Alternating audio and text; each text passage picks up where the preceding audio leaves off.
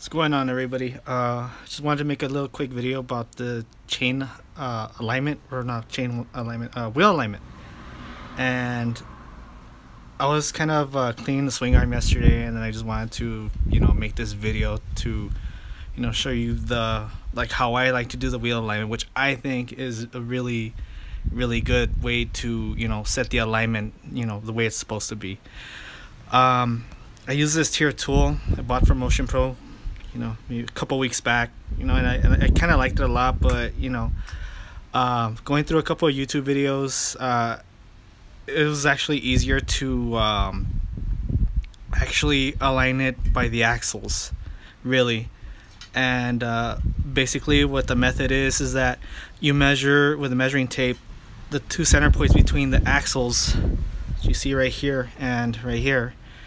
And if they're both the same measurement on both sides, then they're, it's pretty much aligned. And then after that, you just go by, the chain tension and whatnot.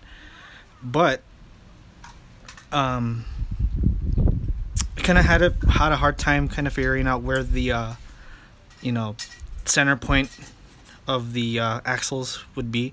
So what I went ahead and did is I cut up some old curtain holders. I snipped it on one side, and I just insert them in each axle, right? Okay. Now if you notice that I kind of clipped it right here on one side, kind of flattened it out, because I got this here tape measure, and basically I just insert it inside this swing arm pivot bolt right here, right? And you get the idea. You pretty much measure from one end to the other, and I did the same thing to the other end right here, the rear axle. And again, it has this like little tapered end here, so that way I could insert the tape measure right here. And you measure it from one side to the other, like so, and you do the same thing to the other side.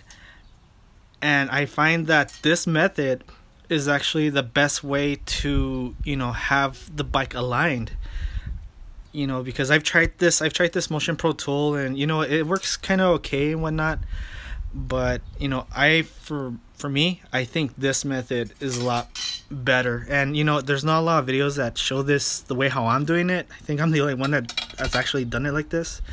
But it's a good way to find out where each rod is centered, because it's gonna sit, because it's inside a round tube, and it's gonna automatically rest on the center. So you just kind of like move them like this, so that way you can grab your tape measure, whatever you have and whatnot, on both sides, because gravity is gonna do its magic and automatically center itself the way how it is right now.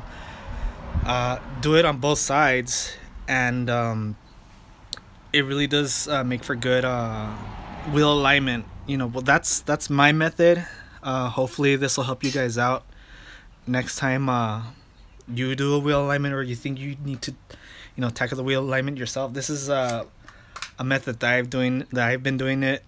I mean, the whole reason why I'm doing this is because when I took my motorcycle to get the rear wheel, the 520 setup here, because at that time I didn't have a rear stand, and I figured I'd do it myself. But as soon as I got it back from the mechanic, I was maybe kind of like a 35-degree angle, and I was doing maybe like 100, and the rear wheel was bucking, like it was just like this. The suspension wasn't loading properly, and and I noticed the wear on the top, it was uneven.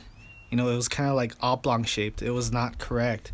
So what happened was that it was uneven on that side. I had to adjust it from that side to this side, and I was just like, oh my goodness, I can't believe it. That's why it's always good that you check your own work, or not your own work, but others people's work too, in my case, because it was the only thing I had available to me at the time. But this is a good example of checking somebody else's work or checking your own work. But this is a a really easy and good way to do the measurement. Like I said, I use the poles from the current hangers. Just have them, and I kind of like folded a recess right there so that way you could, you know, better find your midway point or the center point where the bolt is, and you just measure them from front to back or back to front, however you choose to do it. Do this on both sides, and if it's the same measurement with the measuring tape, your wheels are going to be aligned, I promise you. Because when I did it, bike was riding fine, it was not bucking, tire wear was minimal, you know, it was just like regular tire wear, I guess. But this is definitely a good way to do it. I recommend it because, like I said, I tried it. I had to fix a mechanic's mistake, you know, and I just kind of don't want this to happen to anybody else. But like I said, I mean, you could use this tool, you know, but it's always more accurate to go off by the axle measurements, you know. But that's just me. All right, well, I hope you enjoyed this video. Hopefully this will help you guys out. You guys have a good one.